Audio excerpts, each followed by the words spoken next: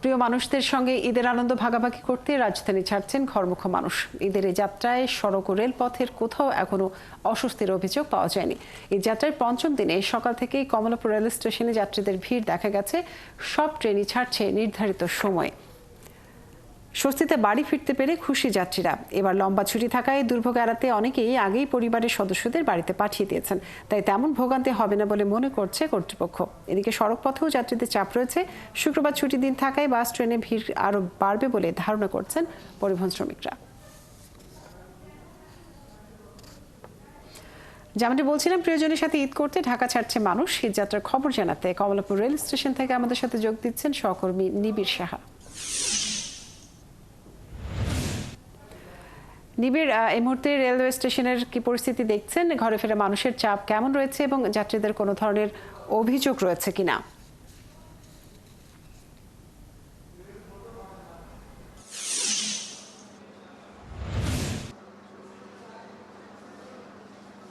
মনিরা, আসলে আপনার শেষ প্রশ্নটি দিয়ে যদি শুরু করি যে যাত্রীদের কোনো অভিযোগ রয়েছে কিনা, তো আমি বেশ কয়েকজন যাত্রীর সাথে কথা বলেছিলাম, তবে যাত্রীরা কিন্তু তেমন কোনো অভিযোগের কিংবা ভোগান্তির কথা এখন পর্যন্ত তারা প্রকাশ করেনি, কিংবা আমরাও দেখিনি যে তাদের কোনো ধরনের ভোগান্তির সৃষ্টি হয়েছে এমন কিছু।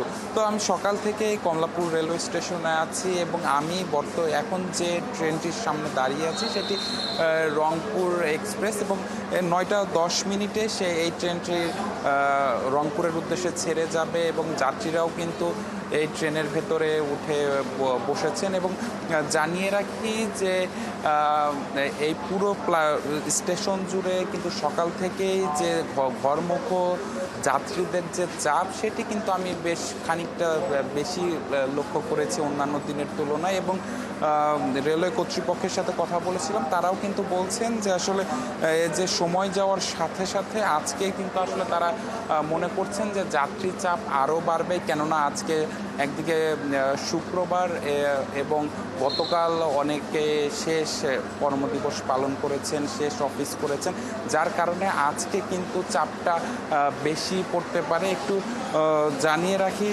যে যাত্রীদের স্বাচ্ছন্দ্যে ঈদযাত্রা সম্পন্ন করতে কিন্তু রেলওয়ের পক্ষ থেকেও কিন্তু বিভিন্ন উদ্যোগ নেওয়া হয়েছে। পাশাপাশি কোনো যাত্রী যেন ছাদে ভ্রমণ করতে না পারে, কেননা প্রতিবারই কিন্তু আমরা গণমাধ্যমের শিরোনাম দেখি যে ট্রেনের যে ছাদে ভ্রমণ করে সেখানে নানা ধরনের দুর্ঘটনা ঘটে।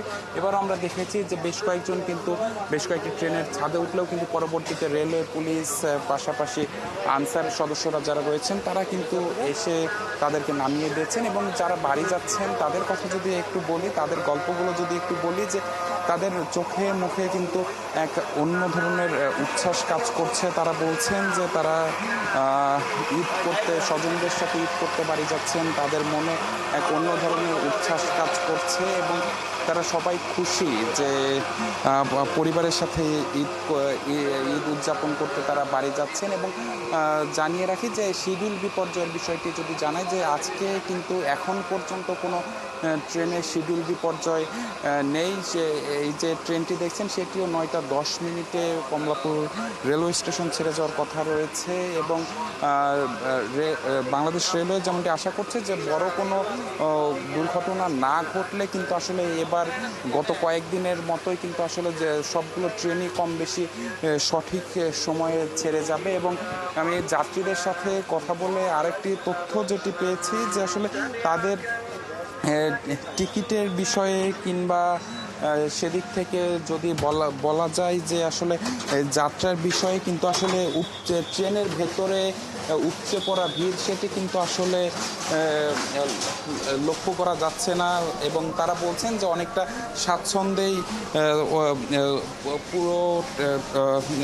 স্বাচ্ছন্দ্যেই তারা যেতে পারছেন। এবং জানিয়ে রাখি যে এই যে ট্রেন যাত্রার মোট যদি বলা যায় যে বেশ কয়েকটি ট্রেন কিন্তু এবার যুক্ত করা হয়েছে যাত্রীদের নিয়ে স্বাচ্ছন্দ্যের যাত্রার জন্য। এবং সব কিছু মিলিয়ে যদি বলা যায় যে আসলে আজকে আবহাওয়ার কথা যদি বলি, যে সকাল থেকে কিন্তু ধীরে ধীরে গরম বাড়ছে এবং এই গরমের কারণে কিন্তু যাত্রীরা যেমনটি বলছিলেন যে তারা আসলে শিশু কিংবা বৃদ্ধ যারা রয়েছেন তাদের খানিকটা সমস্যা হতে পারে। তো সবকিছু মিলিয়ে কিন্তু তারা খুশি যে তারা পরিবারের সাথে ঈদ উদযাপন করতে তারা বাড়ি যাচ্ছেন। তো সবকিছু মিলিয়ে এখন পর্যন্ত বলা যায় যে স্বস্তির ঈদ যাত্রা করছে মানুষ। নিবিড়, আপনাকে অনেক ধন্যবাদ যুক্ত থাকার জন্য।